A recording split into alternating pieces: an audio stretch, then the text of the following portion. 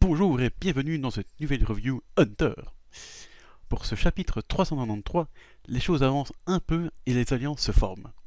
Mais avant cela, le combat entre l'assassin du clan EI n'a pas vraiment eu lieu. L'assassin propose d'abord à la brigade fantôme de s'allier à lui pour détruire tous les autres clans mafieux, ainsi que les princes de Kakin. Un plan un peu trop ambitieux à mon avis, certains princes ayant l'air très puissants. Cependant, Nobunaga répond par un coup de sabre extrêmement rapide qui transperce la tête de l'assassin, mettant ainsi fin à cette confrontation. J'aurais aimé un peu plus d'opposition de la part de l'assassin, mais tant pis, car au moins ça décide la brigade fantôme d'agir contre le clan EI, qu'ils veulent exterminer, et j'espère donc que ça donnera lieu à un peu d'action. Il décide aussi de reprendre la traque d'Hisoka. J'ai hâte donc qu'ils se rencontrent à nouveau, ça promet un combat dantesque. Du côté du clan EI, justement, les deux sbires qui avaient fui le combat entre Padoyu et Inrigi sont revenus à leur QG pour demander conseil à leur chef Morena pour pouvoir ainsi vaincre Inrigi. Morena leur dit alors que si Inrigi est difficilement atteignable, il faut créer les conditions pour le neutraliser. M'est avis que ce ne sera pas très simple, vu la diversité du nen d'Inrigi, mais c'est justement cette diversité du nen qui pourrait aussi jouer en faveur du clan EI, en trouvant là où les bonnes capacités de Nen pour contrer celles d'Inrigi. C'est donc bien vu de la part de Morena de conseiller d'éviter la confrontation directe sans un plan précis avec des conditions favorables. Après cela, on retrouve Rinchi et Zakuro qui ont apparemment survécu à leur rencontre avec Hisoka, qui n'a fait que les assommer.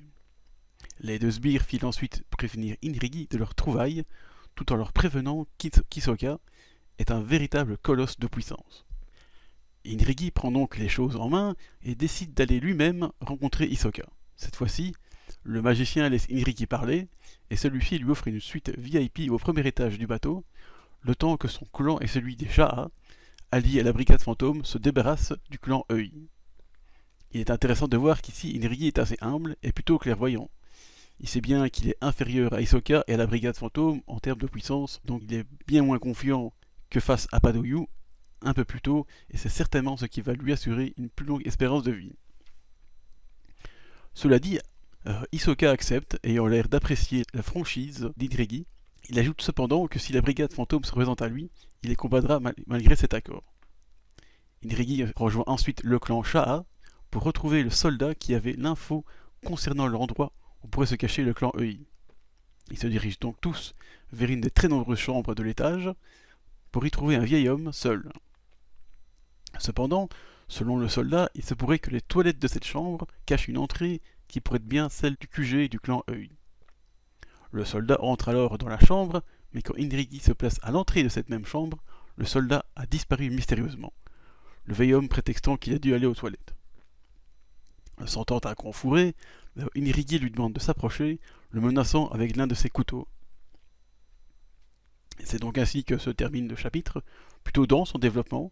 La brigade fantôme est en mouvement, mais Hisoka lui accepte de se retirer au premier étage pour laisser Inrigi mener sa vendetta contre le clan EI. Donc malgré ce que j'aurais aimé, ce ne sera pas donc pour tout de suite que le prochain round entre Hisoka et la brigade fantôme, mais au moins Inrigi semble se rapprocher du QG du clan EI, et ça peut mettre un sacré bazar, et avoir une bonne claire des gangs, c'est toujours sympa. Donc voilà, le chapitre était plutôt dense, comme je disais, donc il y avait plusieurs... les alliances et les pions se placent sur l'échiquier du bateau, donc j'ai hâte de savoir comment ça va se passer sur la suite. Surtout cette entrée du clan EI qui me semble quand même très louche, hein, parce que le gars a quand même disparu, on ne sait pas comment. Et ce vieil homme tout seul qui ne fait que répéter je n'ai rien à me reprocher, euh, ça me paraît un peu louche. Se demander s'il n'est pas contrôlé par du naine ou lui-même il a une capacité de naine pour faire disparaître les gens.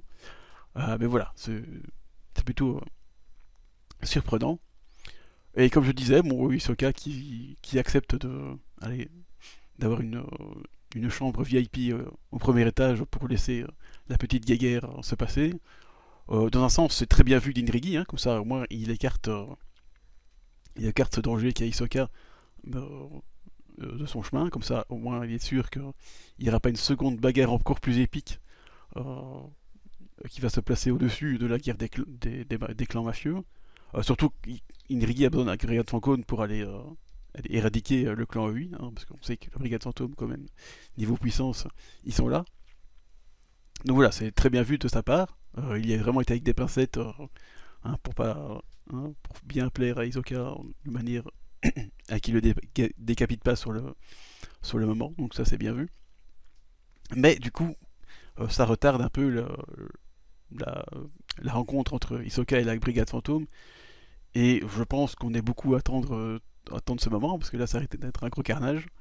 Mais voilà, bon, on a déjà une petite guerre des clans mafieux qui se profile, donc ce sera peut-être une bonne compensation. Et je suppose que alors Hisoka contre la Brigade Fantôme, ce sera peut-être la culmination de ce voyage vers le continent obscur. Donc voilà, je pense que ce sera tout pour cette review. Merci de l'avoir écouté, et à mercredi pour cette fois-ci une insaisissable review.